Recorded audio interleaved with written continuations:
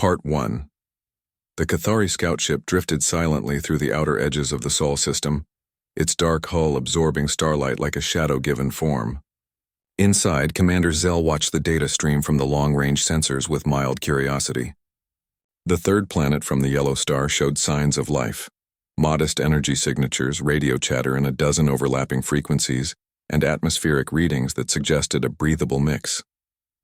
Nothing unusual. Nothing threatening. Zell tapped a command into the console. Deploy observation drones. Focus on population centers and infrastructure. The drones shot out like silver needles, streaking toward the blue-green world below. Within hours, they sent back images. Cities with tall buildings, roads crisscrossing green fields, vehicles moving in orderly lines. But what caught Zell's attention were the people, humans. They walked in groups, laughed, held hands, played with small animals, and gathered around open fires at night. They wore bright clothes, built wooden fences, and tended to small plots of plants. One drone even captured a group of them sharing food under string lights in a backyard, clinking glasses and smiling. Primitive, Zell muttered. Peaceful. No orbital defenses, no fleet, no signs of advanced weaponry. The Cathari hegemony had conquered dozens of worlds, most of them filled with species that fought with honor, pride, or desperation. But these humans? They seemed soft, gentle, almost childlike in their simplicity. Zell reviewed the footage again. Children chasing bubbles, an old man feeding birds, a woman painting a mural on a brick wall. There was no aggression, no military drills, no war machines. Back on the command deck of the hegemony's regional flagship, the Iron Maw, High Admiral Vrel received Zell's full report. He leaned back in his command throne, his segmented armor clicking softly. A Class 3 pacification zone, he declared. Low threat. High resource potential. Begin Phase 1 annexation. No one questioned it. The Cathari had never lost a war. Their plasma cannons could melt continents. Their gravity disruptors could tear fleets apart like paper. And Earth? Earth had bicycles and coffee shops. 3 days later, a Cathari landing craft touched down in a flat field just outside Billings, Montana. The local residents noticed the strange vessel first, a sleek obsidian black oval hovering 10 feet above the wheat field before settling with a low hum. Within minutes, a pickup truck pulled up. Out stepped Dale Jenkins, a broad-shouldered man in his late 40s with sun-weathered skin and a faded cap that read, Montana Electric Co-op. He wasn't armed. He carried a thermos. Behind him, 2 neighbors, Linda Walsh, a high school shop teacher with grease under her nails, and Frank Ruiz, a retired Marine who still walked like he owned the ground, stood with their hands in their pockets, watching. The Cathari ramp lowered with a hiss. 3 armored figures stepped out, their exosuits gleaming, faceless helmets scanning the area. One raised a device that emitted a series of sharp beeps. Dale took a slow sip from his thermos, then walked forward. Morning, he said, voice calm. Y'all lost? The lead alien tilted its head. A translator box on its chest crackled to life. This territory is now under the authority of the Cathari hegemony. Surrender all communication and power infrastructure within a 5-kilometer radius. Dale blinked. Surrender?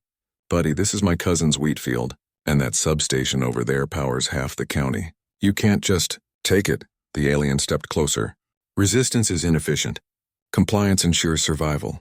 Linda crossed her arms. You didn't even knock. Frank didn't say anything. He just watched, eyes narrow, shoulders relaxed but ready. The Cathari ignored them. 2 of the aliens moved toward the nearby electrical substation, tools extending from their gauntlets. They began interfacing with the control panel, bypassing locks with ease. Dale set his thermos down carefully on the hood of his truck. Hey, he called out, voice still polite. I asked you to leave. The lead alien turned. Your request is noted. It is denied. That was the moment everything changed. Dale didn't shout. He didn't curse. He simply reached into his back pocket and pulled out a small weathered walkie-talkie. He pressed the button once. A single click. From the tree line, a modified John Deere tractor rumbled to life. Its plow replaced with a jury-rigged electromagnetic pulse coil. Linda had spent the last 2 nights rewiring it in her garage. Frank had welded the shielding himself. The tractor lurched forward. The Cathari turned, sensors flaring, but too late. The EMP burst wasn't strong enough to fry their ship, but it scrambled their suit's internal systems for 3 critical seconds. In that time, Dale sprinted to the substation, yanked open a maintenance hatch, and flipped a red switch marked Emergency Ground. The substation didn't explode. It grounded. Every volt of stored energy surged into the earth, right beneath the aliens' feet. Their armored boots conducted the charge. Sparks flew. Smoke rose from their joints. One alien collapsed. Another staggered back, systems rebooting. The third raised its weapon, a sleek plasma pistol, but Frank was already moving. He didn't have a gun. He had a steel fence post he'd been carrying behind his back. With a grunt, he swung it like a baseball bat, cracking the alien's helmet visor. Not enough to kill, but enough to blind. The Cathari scrambled back to their ship, dragging their fallen comrade. The ramp sealed behind them. Within seconds, the craft lifted off, leaving scorch marks in the wheat. Dale picked up his thermos, took another sip, and sighed. Well, that could have gone smoother. Linda wiped her hands on her jeans. They'll be back. Frank nodded. Yeah. And next time, they won't be so polite. Back in orbit, Commander Zell stared at the damaged scout feed, his mandibles twitching in disbelief. They used farm equipment to disable hegemony armor. Admiral Vrel watched the footage in silence. The humans hadn't screamed. They hadn't begged. They'd offered coffee, asked nicely, and then struck with quiet precision. There was no rage in their eyes, just resolve. Curious, Vrel murmured. They act like prey, but fight like predators. He ordered a full invasion fleet to mobilize, not because he feared them, but because he underestimated them. He thought their resistance was a fluke, a local anomaly. He didn't realize that across the planet, in towns and cities, basements and garages, millions of humans were already watching the skies. They'd seen the strange ship. They'd heard the rumors, and they were preparing. Because on Earth, being polite didn't mean being weak. Being kind didn't mean being defenseless. And offering a stranger coffee didn't mean you wouldn't break their nose if they tried to steal your land. The Cathari would learn that lesson soon enough. But for now, in a quiet field in Montana, 3 humans stood together, watching the smoke curl into the afternoon sky, already planning what to build next. The Cathari command ship hung in high orbit above Earth, a silent obsidian wedge against the stars. Inside, Admiral Vrel reviewed the latest reports from Montana with growing irritation. His officers stood at attention, their armored forms rigid but their thoughts hidden behind smooth helmets.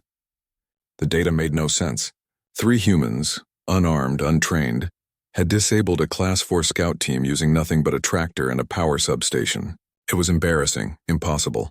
Yet the sensor logs did not lie. Vrel waved a clawed hand. It was an isolated incident. Local ingenuity. Nothing more. Proceed with Phase 2. Across the planet, humans had no idea what Phase 2 meant, but they knew something was coming. Strange lights appeared in the sky over major cities. Radio static spiked at odd hours. Satellites went dark without warning. In Chicago, 16-year-old Marcus Bell noticed it first. He was tinkering with an old ham radio in his basement when the signal from NOAA Weather Satellite 17 cut out mid-transmission. Not faded, not glitched. Gone. Like someone had switched it off. Marcus didn't panic. He opened his laptop, typed a few lines of code, and pinged every public satellite feed he could access. Half were offline.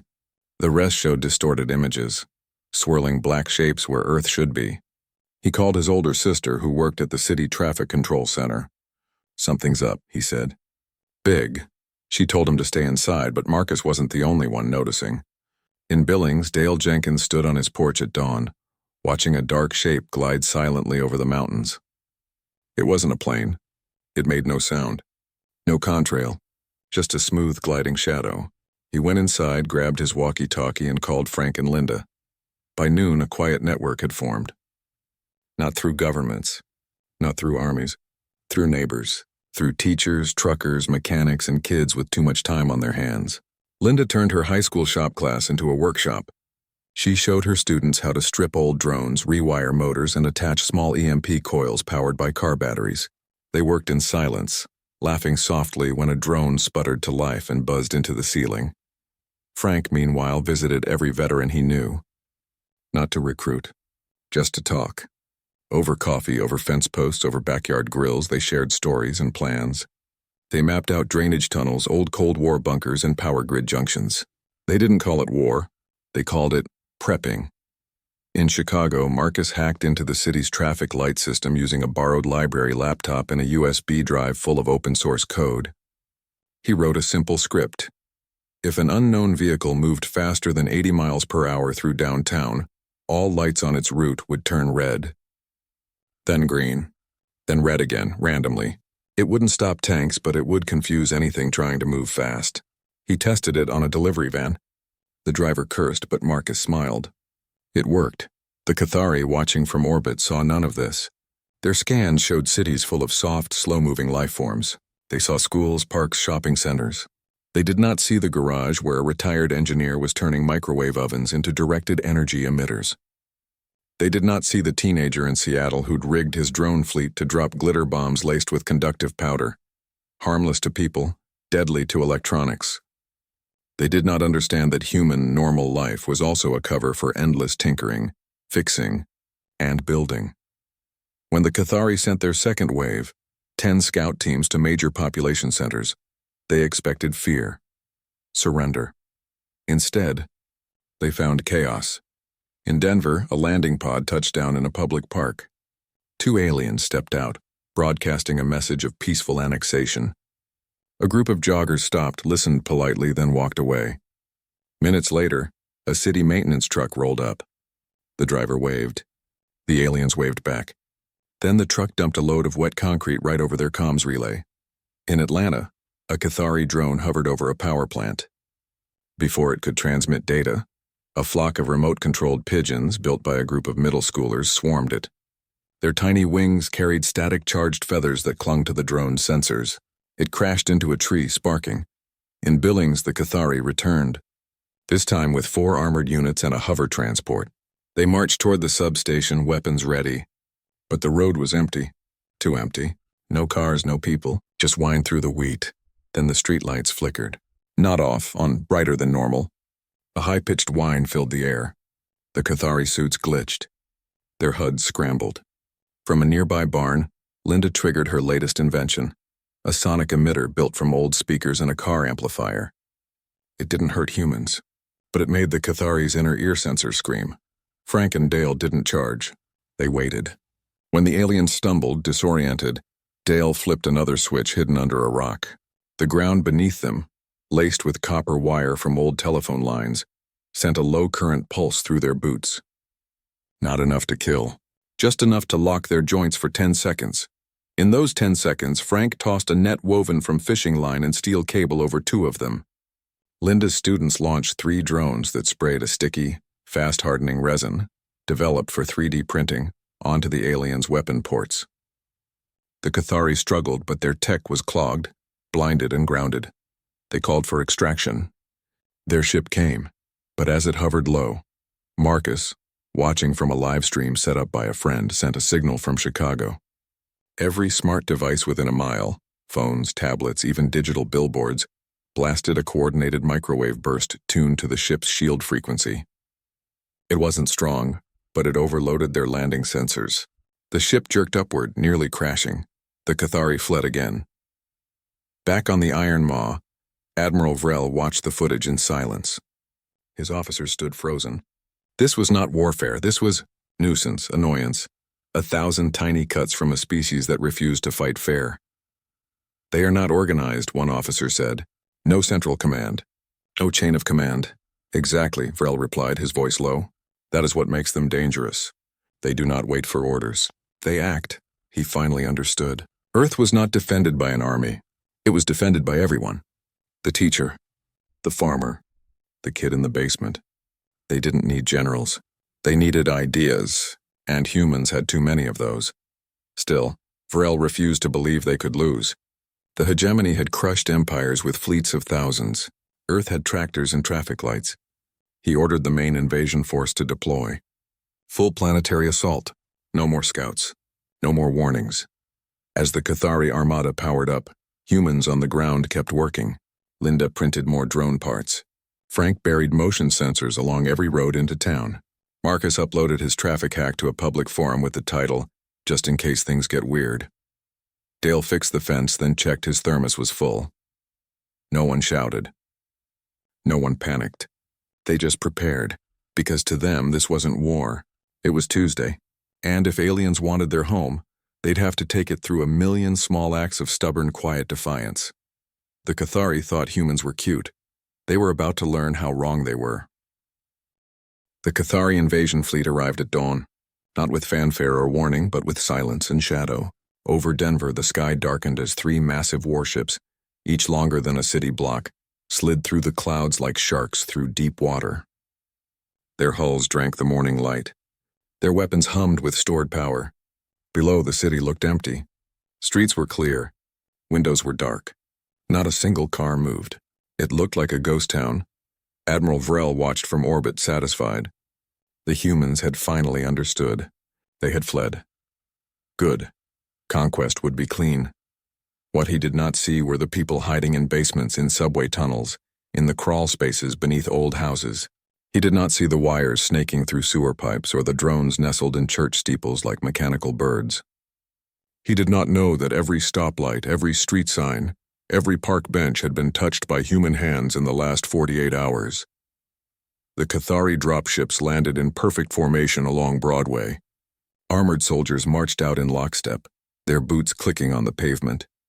They scanned for threats, found none. Their commander gave the order: secure the power grid, the water supply, and the central communications hub. They walked into downtown like it was already theirs. The first sign something was wrong came when a streetlight exploded. Not from a bomb, from overload. It burst in a shower of sparks, blinding two soldiers. Before they could react, the manhole cover 10 feet away popped open. A small device rolled out, hissing. It released a cloud of fine silver dust, conductive nanoparticles cooked up in a community college lab. The dust clung to the Cathari armor, seeping into joints and vents.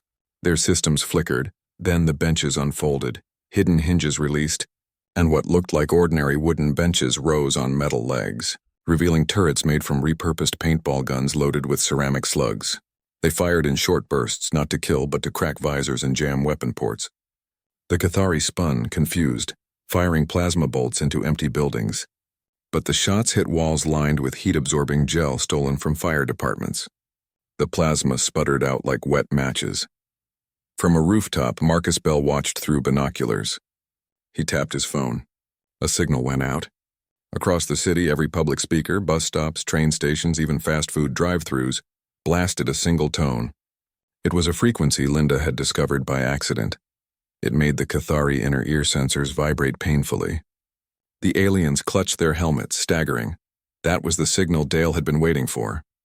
2 miles away, in an old parking garage, he flipped a switch wired to a car battery and a bundle of copper coils. The ground beneath the Cathari column hummed. Hidden under the asphalt, miles of salvaged power cable pulsed with redirected current from the city's emergency grid. The street became a live wire. Blue arcs danced between the aliens' feet. Their armor smoked. One fell, twitching. Frank Ruiz didn't wait. He and a team of 6, 2 retired cops, a mechanic, a nurse, and a high school football coach, moved through the alleys like ghosts.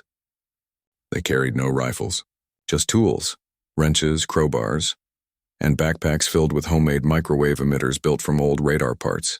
They aimed not at bodies, but at the weak points, the vents on the back of the helmets, the seams in the armor. One emitter fired. A Cathari soldier screamed as his suit's cooling system fried. Another dropped his weapon, clawing at his faceplate. The humans didn't celebrate. They kept moving. In the central library, a group of teenagers had spent the night rewiring the HVAC system.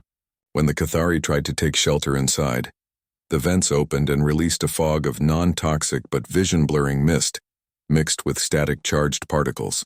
The aliens stumbled out coughing, only to find the sidewalk had turned sticky, coated with a fast-setting polymer poured from upper windows by volunteers. Even the vending machines fought back. Someone, no one knew who, had rigged them to detect foreign biosignatures. When a Cathari soldier leaned against one, it hissed and sprayed a jet of corrosive foam meant for unclogging drains. The armor held, but the visor clouded. The soldier panicked, firing wildly. His shot hit a fire hydrant. Water geysered into the air, mixing with the conductive dust still floating from earlier. The street became a conductor. 2 more Cathari shorted out. Admiral Vrel watched the feed from orbit, his claws tightening around the armrests of his command throne. "How?" he whispered. "How are they doing this?" His officers had no answer. The humans used no military tech, no coordinated signals, no central brain. It was as if the city itself had turned against them. What Vrel did not understand was that humans had been preparing for disaster their whole lives. Not alien invasions, floods, blackouts, storms, riots. They knew how to jury-rig, how to share, how to turn trash into tools. Their strength wasn't in weapons. It was in adaptability. By midday, the Cathari advance had stalled. Their dropships were grounded, landing pads sabotaged with magnetic pulses that scrambled guidance systems. Their comms were jammed by 1,000 low-power signals from baby monitors, garage openers, and toy walkie-talkies. Their soldiers were tired, confused, and outnumbered by a population that refused to act like prey. Then came the final blow. Linda Walsh stood in a church bell tower, her hands steady on a control panel made from a laptop and a car stereo. She had spent the night syncing every drone in the city. Hundreds of them, built by students, hobbyists, and curious kids. They hovered now silent above the Cathari column. She pressed enter. The drones dove, not with bombs, with noise, with light, with distraction. They flashed strobes, played ear-splitting frequencies, dropped bags of ball bearings onto armored shoulders. The Cathari fired, but the drones were small, fast, and cheap. For every one destroyed, 3 more took its place. In the chaos, Frank's team planted their last emitters at the base of a Cathari command walker, a towering machine meant to lead the occupation. Marcus sent a final code. The city's emergency backup generators, rerouted through old subway rails, surged with power. The walker's legs locked, its core overheated. With a groan of metal, it collapsed onto its side, crushing 2 dropships. The surviving Cathari retreated, dragging their wounded. Their ships lifted off under heavy fire, not from missiles, but from modified weather balloons carrying EMP charges launched by high school science clubs. Back on the Iron Maw, Vrel stared at the wreckage below. His invasion force, meant to conquer a world in hours, had been broken in less than 6. Not by an army, by teachers, farmers, kids, and retirees who smiled while they fought. A captured Cathari officer, dragged into a basement by Dale and Frank, looked up with wide eyes. "You offered us coffee," he said through a cracked translator. "Then you broke our bones." Dale handed him a bottle of water. "We warned you," he said simply. Outside, the sun set over a city that had not fallen. Smoke rose from burnt-out alien tech. Humans walked the streets again, not cheering but working, hauling debris, checking on neighbors, charging batteries for the next fight. The Cathari had come expecting sheep. They found wolves in flannel shirts. The Cathari fleet still hung in orbit, but it was wounded. Ships limped on backup power. Comms were scrambled. Morale, for a species that had never known defeat, was crumbling. On Earth, humans did not celebrate. They regrouped. They learned. They built. Linda Walsh stood in the middle of what used to be her school's auto shop, now a humming workshop filled with blinking lights and half-finished drones. Her students worked in shifts, soldering circuits, testing batteries, printing replacement parts on machines that once made chess pieces. They didn't talk much. They just worked. Every drone they built was a message. We are still here. Frank Ruiz walked the streets of Denver with a tablet in hand, marking weak points in the Cathari orbital pattern. He'd never studied astrophysics, but he knew patterns. He'd tracked deer, insurgents, and runaway cattle in his time. Now he tracked alien warships. He noticed gaps, moments when sensor sweeps overlapped too long or when shield generators cycled for maintenance. He wrote it all down in a notebook with a chewed pencil. Dale Jenkins spent his days rewiring old satellites, not military ones, weathersats, GPS birds, even a defunct TV broadcast dish someone dragged out of a junkyard. With help from a retired NASA engineer who lived down the road, he patched them into a loose network. It wasn't fancy. It couldn't shoot lasers, but it could blind. It could jam. It could lie. And Marcus Bell? He was in his element. From his basement in Chicago, he'd linked every smart device he could reach into a single, messy, brilliant web. Traffic lights, security cameras, power meters, even coffee makers with Wi-Fi. None of it was secure, and that was the point. He wrote code that turned everyday objects into eyes and ears. When a Cathari scout drone drifted too low over Des Moines, 100 garage doors opened at once, blinding its sensors with reflected sunlight. When another tried to scan a water tower in Houston, every smart speaker in the neighborhood played a loop of white noise tuned to disrupt its audio receptors. The humans weren't fighting a war. They were running a very angry, very clever neighborhood watch. Admiral Vrel finally understood. Earth was not a planet to be conquered. It was a trap. Every human was a soldier. Every home was a fortress. Every tool was a weapon waiting to be repurposed. He called an emergency war council. His officers argued. Some wanted to glass the planet from orbit.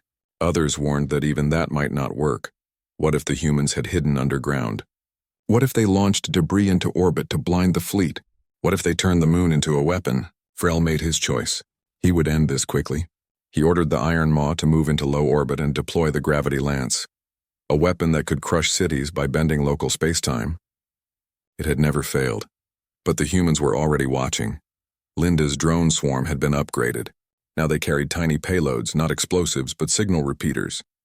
They latched onto the hulls of Cathari ships like metallic ticks, feeding data back to Marcus. He saw the Iron Maw shift position. He saw power build in its forward array. He knew what was coming. He sent a single command. Across North America, decommissioned rockets, left over from failed startups and science fairs, ignited. Not aimed at the ship, aimed at the empty space around it.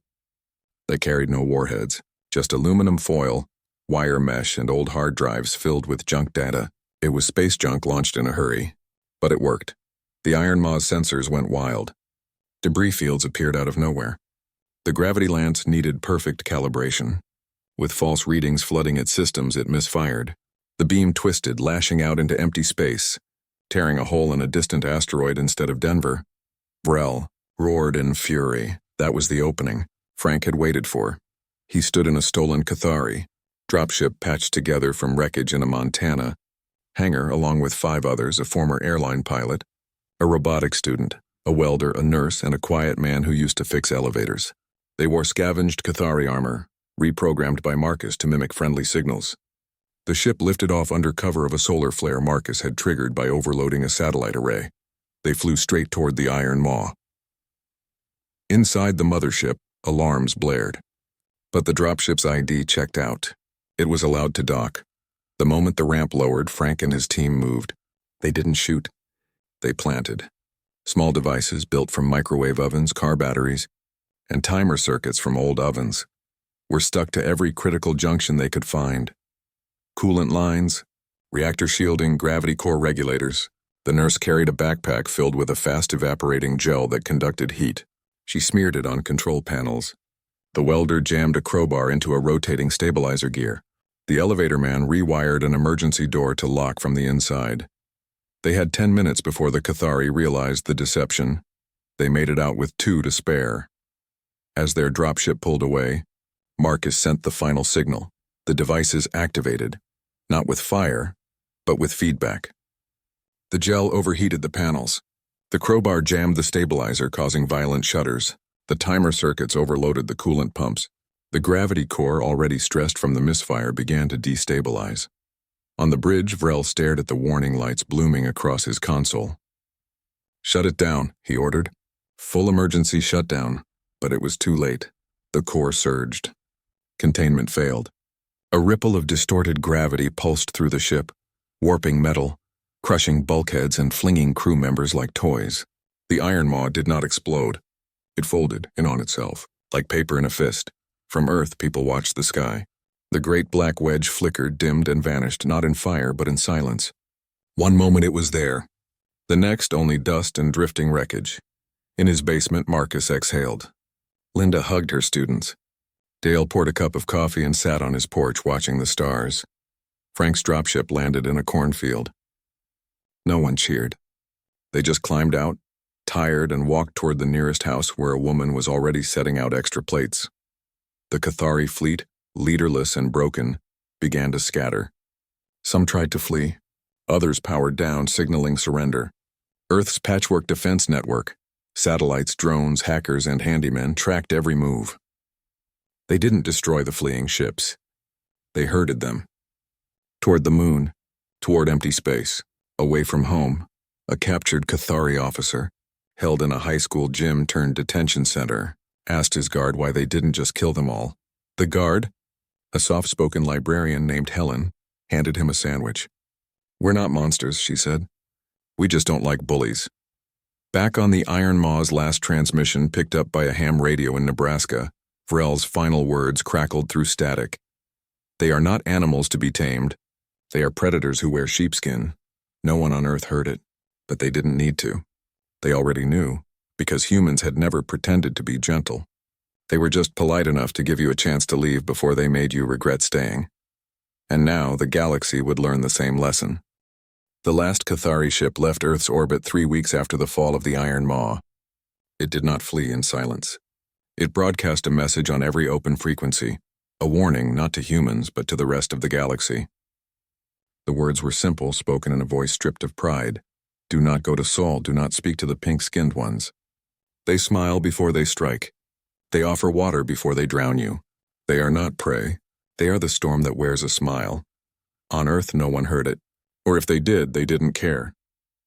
Life was already moving on. In Montana, Dale Jenkins walked his fields at sunrise, boots crunching on frost. The wheat was coming in late, but it was coming. He stopped at the edge of the field where the first Cathari lander had scorched the earth. Now green shoots pushed through the blackened soil. He knelt, brushed dirt from a patch of young wheat, and stood again. In his pocket, he still carried the walkie-talkie. It was quiet now, but he kept it charged. In Denver, Linda Walsh taught her shop class like nothing had changed. But the projects were different. Instead of birdhouses and go-karts, students built sensor arrays from old smartphones and solar-powered relay stations from scrap metal. No one called it defense. They called it community tech. At lunch, kids traded drone parts like baseball cards. One girl showed off a new propeller made from a recycled soda bottle. Linda smiled and gave her an A. Frank Ruiz sat on his porch most evenings, a mug of coffee in hand, watching the sky. He didn't look for ships anymore.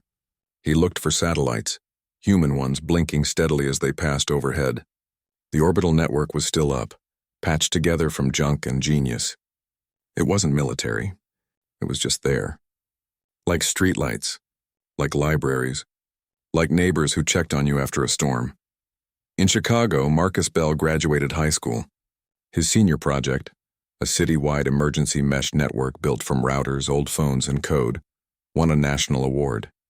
He turned down a full scholarship to MIT. Instead, he started a nonprofit with 3 friends. Their goal: teach every town how to build its own communication web using what they already had. "You don't need fancy gear," he told a group of kids in rural Kansas. "You just need to know how things work." The world didn't return to what it was before. It couldn't. Too much had been seen. Too much had been done. But it wasn't darker. It was sharper. People fixed things instead of throwing them away. They learned how their power grids worked. They kept spare batteries, hand-crank radios, and first aid kits, not out of fear but out of habit. Like brushing your teeth, like locking your door, governments tried to take control. They sent officials, made speeches, promised protection, but the people just nodded politely and kept building their own systems. They didn't hate authority. They just didn't trust it to be enough. And after the Cathari, no one blamed them. Far beyond the solar system, the warning spread. Traders on the fringe worlds told stories over drinks about the soft-looking species that lived near a yellow star. They said the humans offered gifts, then broke your bones. They said their children played with toys that could blind a warship. They said their old men fixed tractors that fired lightning. No one knew what was true, but everyone believed enough to stay away. A few scouts still came, curious, greedy, foolish. They never lasted long. One tried to land near Sydney. The local surf club launched drones disguised as seagulls. Another hovered over Cairo. The city's ancient water pumps, retrofitted with sonic emitters, shook its hull apart. A third approached Mars orbit, only to find the old rovers had been reprogrammed to swarm its sensors with false data until it crashed into Phobos. Earth didn't declare victory. It didn't build monuments. There was no parade. Just quiet work, shared meals, and the hum of generators in backyards. One evening, Dale sat with Frank and Linda on his porch. The sun dipped behind the hills. Crickets sang. A drone buzzed overhead, not Cathari, but one of Linda's students testing a new design. It hovered for a moment, then zipped away toward the school. "You think they'll come back?" Frank asked, sipping his coffee. Dale shook his head. Not the same ones. Maybe others. But they'll hear the stories. Linda leaned back in her chair. Good. Let them hear. Let them know we're friendly, if you're friendly back. They sat in silence for a while, watching the stars come out. Not with fear. Not with pride. Just with the calm of people who knew their home was worth protecting, and who knew they could do it with whatever was at hand. Years later, when alien traders finally dared to approach the Sol system again, they didn't come with weapons. They came with questions. They landed not in cities but in open fields. They stepped out slowly, hands empty, and the first human they met, a farmer in overalls holding a thermos, smiled and said, "Morning. Y'all lost?" The aliens hesitated. Then one of them bowed slightly. "We come in peace." The farmer nodded. "Good. Coffee's hot." And that was how it began again. Not with war, but with a cup, a handshake, and the unspoken understanding that kindness on Earth was not weakness. It was a choice. And if you broke that trust, you'd learn why the galaxy now whispered a simple rule. If a species offers you coffee before you've asked for it, be very, very polite, because humans are cute until they're not.